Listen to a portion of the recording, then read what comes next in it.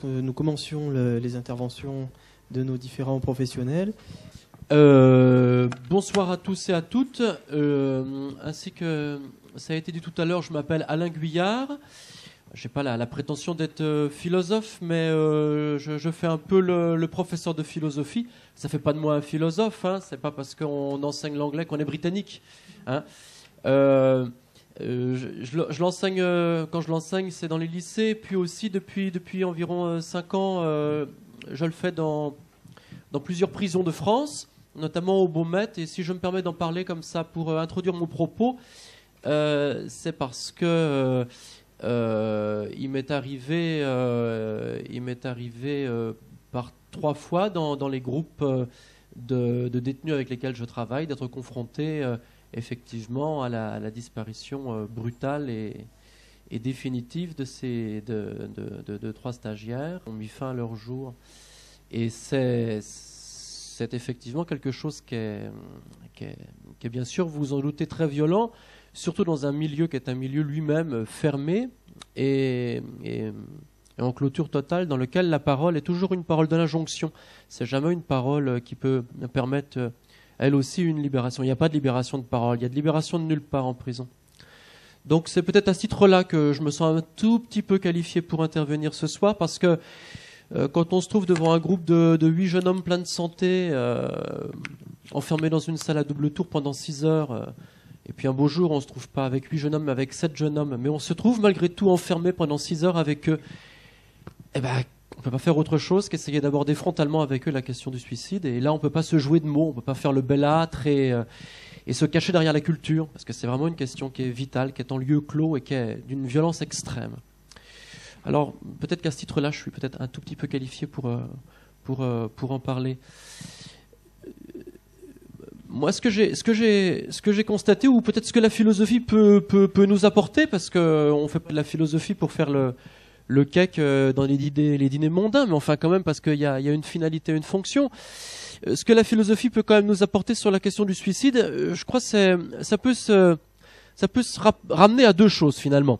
Si vous voulez, quand vous êtes face à quelqu'un qui se pose la question suivante, à quoi bon vivre? Et puis qui est très vite tenté, parce qu'il voit pas de réponse à ça, de mettre fin à ses jours, je pense que la philosophie peut proposer d'aller plus loin dans la réflexion, ou plus loin dans la question.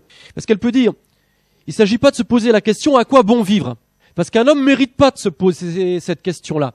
La question du à quoi bon vivre, c'est une question qui devrait être réservée finalement à l'animal. Bien sûr, on vit, mais nous autres hommes, on ne se contente pas de vivre. Et il y a un mot qu'on pourrait rajouter derrière, c'est qu'on a des aspirations qui sont plus hautes et qui sont celles d'exister. Voyez-vous ?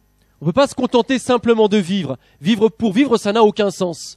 Si effectivement, jour après jour, il faut recommencer la même comédie qui consiste à se lever pour travailler, pour retourner dans la solitude de sa chambre, dans un appartement lui-même isolé, et s'il faut s'octroyer le samedi pour faire les commissions, remplir le frigidaire, le dimanche pour se reposer afin d'être en forme pour le lundi retourner au travail, si la vie, ça n'est rien d'autre, que continuer à vivre en attendant que la mort nous prenne, alors ce qu'on peut-être envisager, c'est autre chose. Et envisager quoi? La notion d'existence. Et qu'est-ce que c'est que exister par rapport à vivre? On va revenir simplement au mot même, hein. Exister. L'homme, lorsqu'il existe, il y a déjà un rapport chez lui à l'extériorité. Ce qui distingue l'homme d'un vivant, quel qu'il soit, c'est que lui, il ne peut pas simplement travailler en boucle. Il ne peut pas se contenter d'être satisfait parce que tous ses besoins sont satisfaits. Voyez-vous? Le fait que j'existe, ça veut dire qu'il y a en moi un appel à l'extériorité. Il y a en moi un appel à plus que quelque chose qui pourrait simplement me contenter. Il y a quelque chose qui en moi fait que le besoin ne suffit pas. Pour le dire autrement, si vous voulez, par le simple fait que j'existe, j'avoue par là que je porte en moi une espèce d'insatisfaction, une frustration, mais aussi une énergie et un appétit qui fait que je suis toujours au-delà de moi-même, toujours en avance sur mes besoins, toujours ouvert vers plus que ce que je suis. Et si je ne suis pas dans le besoin, par exemple, je suis dans le désir. Vous voyez ça? Vous comprenez ça un petit peu? Alors, je ne vais pas trop m'étendre, mais ça a été bien expliqué par un Gugus que vous connaissez sans doute, parce qu'il a écrit des très gros volumes. Jean-Paul Sartre, L'être et le néant.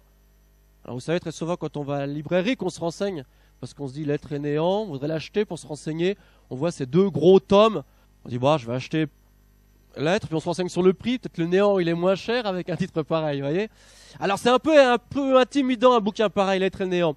Mais il y a quand même dedans une image qui est assez belle.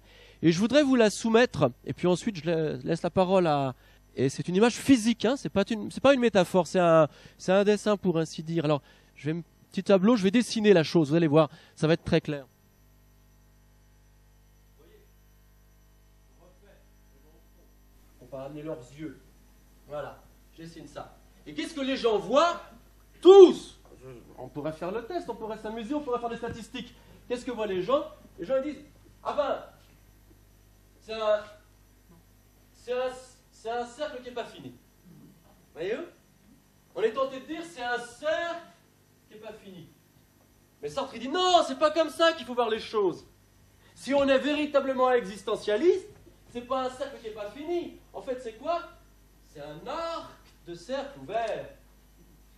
Et cette ouverture, c'est pas une damnation. Cette ouverture qui fait que notre monde n'est pas un monde de la clôture. Cette ouverture qui fait qu'on n'est pas simplement bloqué dans le besoin. Cette ouverture qui fait qu'on n'est pas condamné à la répétition. C'est quoi? C'est l'ouverture au désir. C'est l'ouverture à un manque qui est aussi finalement le piédestal à l'appétit. L'appétit de vivre. Et cette ouverture aussi, elle porte un autre nom, c'est la liberté, quoi.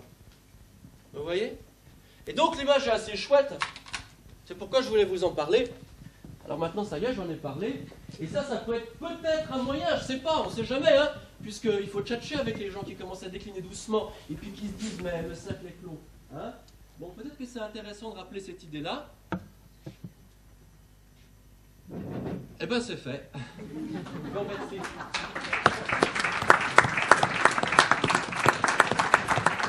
En fait, moi, je voudrais prendre le rôle en fait des médias. Apparemment, enfin voilà. Donc là, c'est moi j'appelle ça l'ouverture, le champ du possible en fait. Voilà, en fait quoi, ou la liberté, comme a repris M. Guyard. Et là, en fait, moi je mettrais plein de barreaux avec un hamster au milieu, vous savez, qui court là, comme un con. Alain